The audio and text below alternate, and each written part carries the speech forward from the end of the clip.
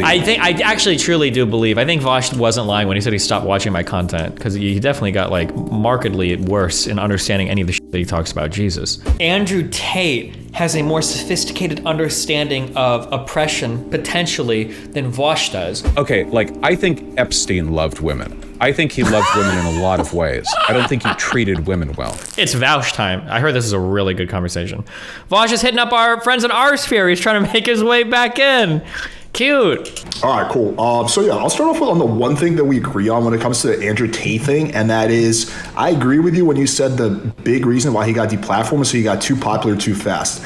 That was my thought initially as well. I think when you get so popular so fast, it's a double-edged sword. Once you get the popularity, but two, you're under a lot more scrutiny. So I think on that point, you and I very much agree. Yeah, well, I mean, moderation on social media platforms is never going to be perfectly consistent. It's always going to be moderated through the attention economy and what gets focused on the most at any given point in time. So it makes sense that with his meteoric rise, he would attract all that attention so quickly, and that would cause the problems. Yeah. Now here's where the disagreement starts. So you said, and this is a direct quote, I think Andrew Tate being deplatformed is good. Right.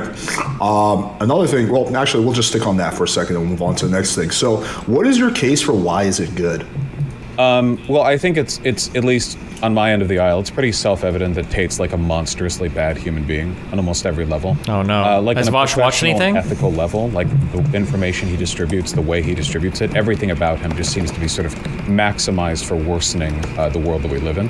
And given that, I think that it's perfectly okay to sort of cultivate what gets the attention, the broader social media sphere. We've always had processes for that, as far back as human civilization goes. If you're disliked enough, if you're causing enough trouble, eventually you will be taken off the soapbox, and I think that's okay. Okay, well, let's explore that. Why is he a demonstrably horrible human being? Is Vaush gonna have it any seems like all the examples? stuff that he promoted was mostly about like contempt for women. All the like stuff he lesser promoted. creatures Oh that need to be no, controlled Vaush by didn't do men. any homework again for a debate. How many times are you gonna do this? It seems like all the stuff he promoted. Really? All the stuff? Do you think Alex is gonna push him for a single example and he won't be able to give an example of it? That he had an incredibly callous attitude towards consent, putting that pretty lightly there. You know, like him saying that they have a lesser, sort of more moderate attitudes maybe towards sexual assault in Romania. You know, like out here they're less... No, the Romanian... God, dude, at least quote him correctly. Or from the clip that I heard, I think I heard him speak twice about this. When Andrew Tate talked about going to Romania because you can't get Me Too'd there as much or whatever, or the sexual assault stuff is different, he wasn't saying that he went there to rape women. He's saying that he went there to avoid false allegations of rape. That's what he said. Now, whether you think that take is bad or good, that's fine, go in on that. But it wasn't literally like, I like Romania because I can rape women easier. It was, I like Romania because women can't do false Me Too's against you. That's what he said. Cucked, you know, less feminist with their definitions on some kinds of stuff like that. His main lesson plan just mostly seemed to be about making young men like worse versions of themselves, which is pretty socially destructive. Young men are pretty impressionable and insecure. They're pretty easy to manipulate. You really feel like most of his content was about putting women down and being to women? No, I think there was a lot of other stuff, like sort of projecting his insecurities, flashing his wealth, promoting his pyramid scheme, lying to people about the effectiveness of drop shipping and crypto investment. I think he did, like, I mean, he, like, holistically, like, he did a lot. But I do think, like, the sort of predominant drive of his content was, yeah, mostly about, like, fearing, hating, and trying to control women. You know, that was kind of like the main driver, I think. Okay, on that we fundamentally disagree. I think the main driver, and again, I want to clarify, I'm not some big Andrew Tate fanboy.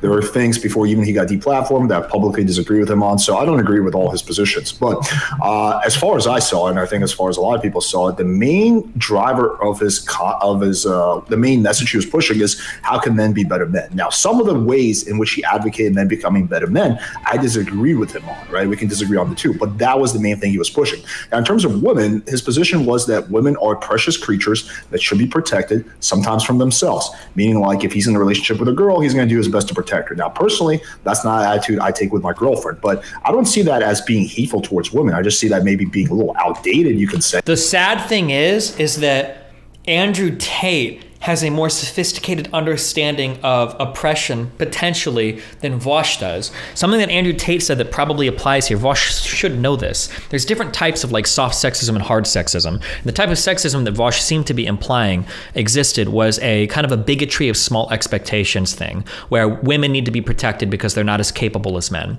And Andrew Tate correctly pointed out that sometimes oppressive behavior can come from a place of love. When your parents are telling you, don't do this crazy, pursue your dreams or blah, blah, blah, they're not saying that because they fucking hate you. They're just saying because they're worried about you. They don't want you to do some crazy shit.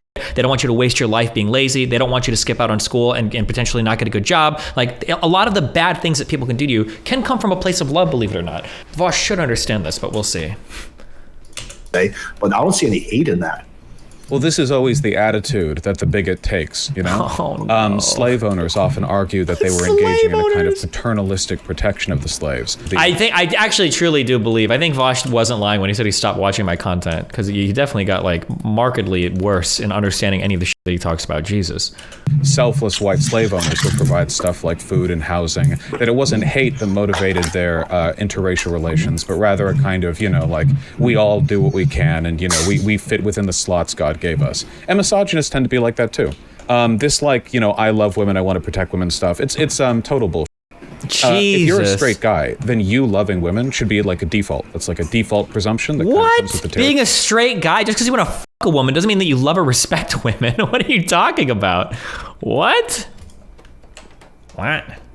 Tori, people who talk about how much they love women, like over and over, in between lines on how you have to control your woman to make sure she doesn't cheat on you, and like sort of glib comments on like your propensity towards abuse or your attitudes towards consent, it's really like a defense you're playing. You're like directing attention away. It's like, well, I don't, you know, my attitude toward, I don't, you know, hate women. I love women, you know, they're just like kind of, you know, they need to be like led around, you know, stuff like that. You hear it a lot from his community. Yeah, we got to unpack a lot of those things you said. So first of all, I think we can agree there's a lot of men who don't love women. There's a lot of men who hate women on the internet. Would you disagree with that? No, for sure. But like, what do you mean when you say love? Would you agree that somebody can love women? Okay, like, I think Epstein loved women. I think he loved women in a lot of ways. I don't think he treated women well. You know, I don't know what it means to like love a woman in the way that a lot of these guys seem to. Based. Well, are you asking me how I personally love women? Or no, how I'm sure you have a normative attitude towards it. You know, I'm fine with that. I'm just saying, like, what does it mean when you say you love women? Like, what are you signaling, right?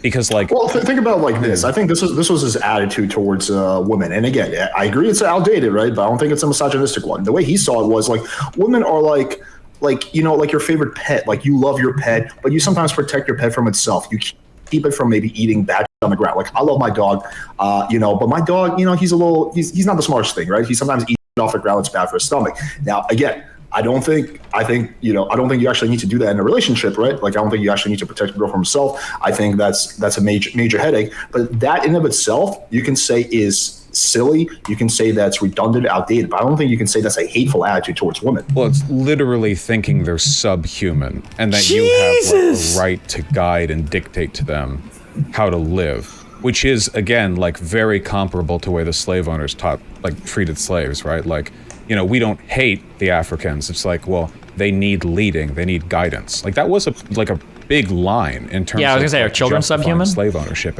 because it made it seem like actually they're, you know, out of the goodness of our heart, we employ them and we give them food and bread and shelter, you know. Vaush, but that is a false analogy, because there's no choice, there's no consent. So slaves were forced into their position, right? They didn't choose to be slaves; they were forced to be slaves. All the women that Andrew Tate dates chose to date him. That's the big difference there. Hopefully, all the women who had sex with him too. The random comment. Oh my god. The comparison that I'm drawing is that it's possible to hate a group of people, and that hate is expressed through this like paternalistic, I'm more of a human than you, so like I get to make the decisions. Like, the comparison between women and dogs is really common in like the Tate sphere of like the pickup artists, men's rights, whatever. He got Tate sphered. And there's really no way to believe that without hating women. If you literally think a group of people is subhuman, you can't really get around that, right? Like, comparisons to dogs are historically tied, like, literally to acts of genocide when it comes to, like, the language you use to demean a group or to put them in a different, like, category. Let me approach it like this. Let me give you another analogy. Think about like, okay, I'll just draw from my own childhood. My dad was very overprotective, right? My dad clearly loved me, right? But he didn't really let me make up my own mind when I was growing up. So I was like, Dad, I don't want to do karate anymore. I want to play soccer. Oh, that's a big mistake. No, I want you to keep doing karate, right? He was overprotective. But that's because he thought that I needed to defend myself. And there's elements of truth to that, right? Being able to defend yourself is good. But again, he wasn't like how you wouldn't say that my dad hated me just because he was being overprotective of me, would you? Well, no, because you were literally a child. But if you thought that a group of adults were like children, a group that's so disadvantaged that we put them in a different legal and social category, I would also consider that to be a kind of hatred, yeah. Because you're, again, basically saying they're subhuman. Like, they're adults, but mentally, they're basically children. Like, that's, what they said about the slaves. But then you would have to bite the bullet and say that liberals actually hate black people, because as you've seen a lot of black content creators like Alba and Jay, whatever, I forget his name, say that like there's a lot of like liberal racism where basically it's not like blatant racism, right? It's just this condescending, like, listen, black people don't really know how to decide what's best for themselves. So we kind of have to help and guide them, right? So if we're going to say, and I don't think that's coming from a bad place, I think that's just white people generally trying to maybe help black people, right? But then you would have to bite the bullet and then say all those liberals actually hate black people because they're childizing them, infantizing them, not letting them make up their own mind. If there was a liberal who said, I think black people are like dogs or children, I would agree that that is racist of them. In the same way that when Tate did it with women, I think it's sexist of him and indicates a hatred for that group. Hatred. I don't think liberals. Okay, but just do the comparison to dogs. We don't hate dogs, do we?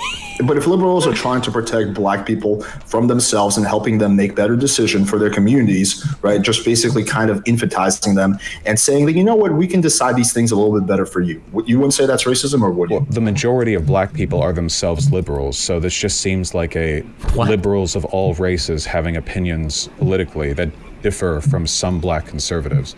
I don't think that liberals generally are that paternalistic when it comes to like the political opinions of black people. If a black person has like a bad political opinion, I think you can just like disagree with it.